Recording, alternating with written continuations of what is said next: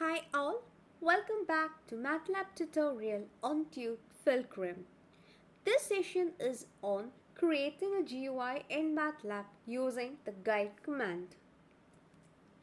In the previous session, we discussed about the guide command in detail and we created a simple GUI that was plotting a sine wave onto the axis. In this session, we will familiarize more components to create a better GUI. So let's get started with the guide command. So let's go with a blank GUI. So here we are going to create a GUI that is computing the sum of two numbers and displaying the result of the same. So before proceeding, let's save our file first. So which all components do I choose to create a GUI that is computing the sum of two numbers? So when I say sum of two numbers, it's very clear that it has to read two numbers from the user. So how does this GUI here takes input from the user? For this, I have this edit text component. So I'm going to select this here. So this will read my first input and one more I require for the second number. So edit text button will take the inputs from the user. So let this be the two numbers that I require, which I'm going to find the sum of the same. Okay, now I'll require a push button because what I'm going to do here is when I click on this push button, it is going to compute the sum of my numbers. And then the result I'm going to display. So to display my result, I'm using a static text box. So a static text box displays a message onto the screen. So for this, I have used a static text box for displaying the sum of the two numbers.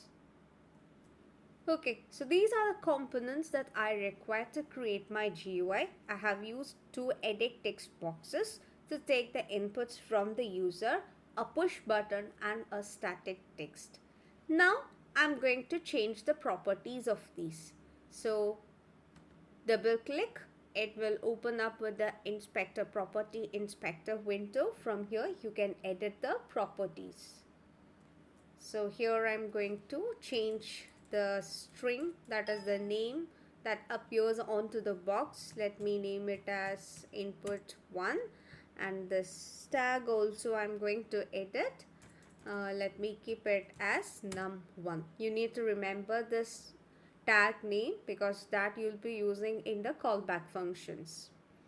Okay, so same process I'm going to repeat with the other components as well.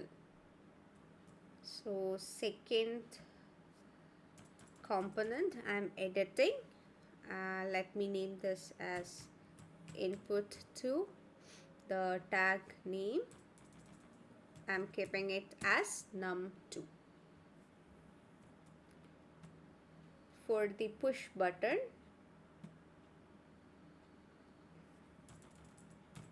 string I'm going to keep it as add and the tag let me keep it as say sum.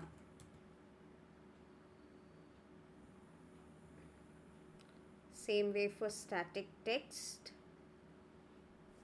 let me rename the string as result and tag let me rename it as output.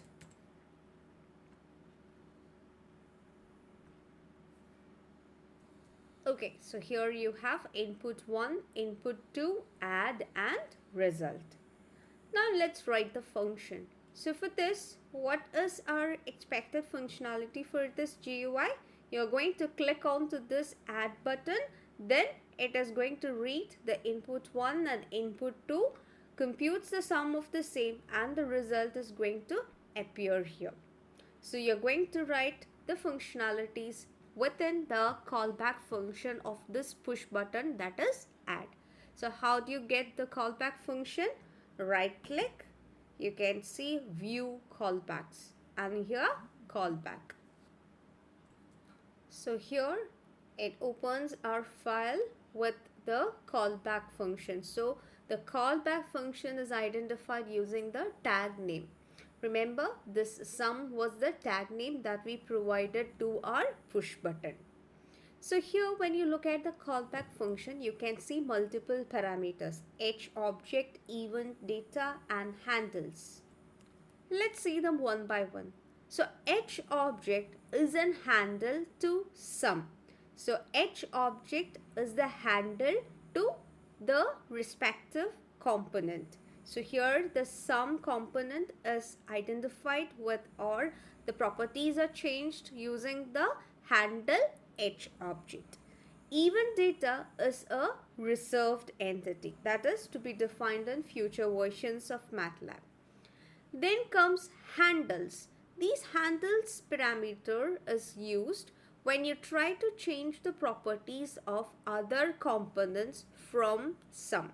Suppose if you want to change the properties of our input 1 from sum, you could do that using this parameter handles. You will have to say handles dot and then the tag name of the respective component which you are trying to change the property.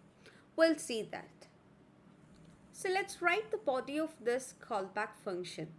So what is this expected to do? It should read the inputs from input 1 and input 2.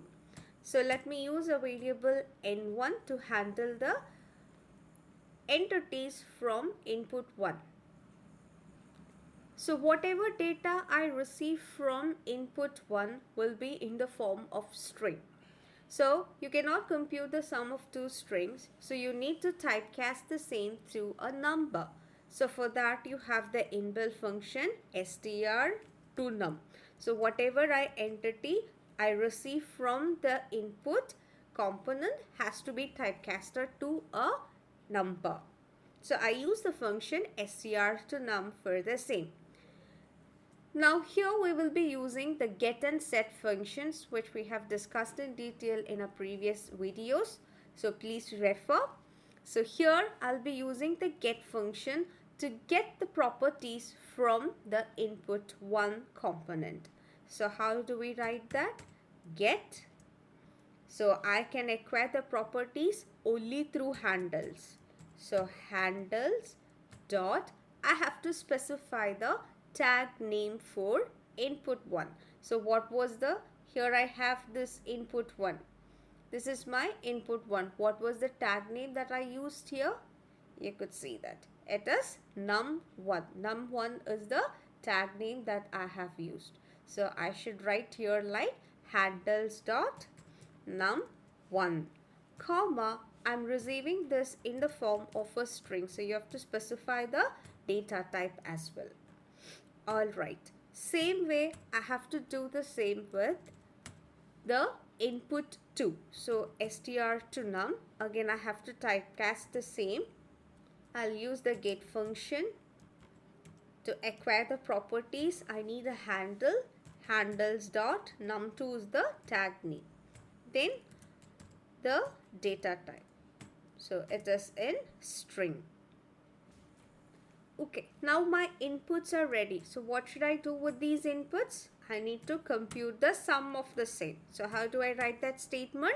n1 plus n2. Now what should I do? This result, I want to display it onto this static component, static text, that is result. So how do I do that? Now I'm going to put the result here. I'm going to set the result here. So here I'll make use of the set function. So how do I write that statement? Set. Again, to acquire the properties, I will use handles. Handles dot, what was the tag name for this static text? So it is output. So I'll say handles dot output, comma, I have to specify the data type. Again here the entity will be displayed as a string. and then the value that you want to set. So I want to set the R value. So what is the R value? Sum of your inputs N1 and N2. Okay, let's save this and let's run. So let's start feeding our inputs. Let me give the first input as 1, then second 2, and I'm going to press on this add button. So yes, it works fine. I could get the result as 3, which is the sum of 1 and 2. So this is a simple GUI we created, which is computing the sum of two numbers. Thank you so much for watching. Please do like, share, comment and subscribe. And please don't forget to tap the bell icon. You'll get notified whenever we upload a new videos. Thank you.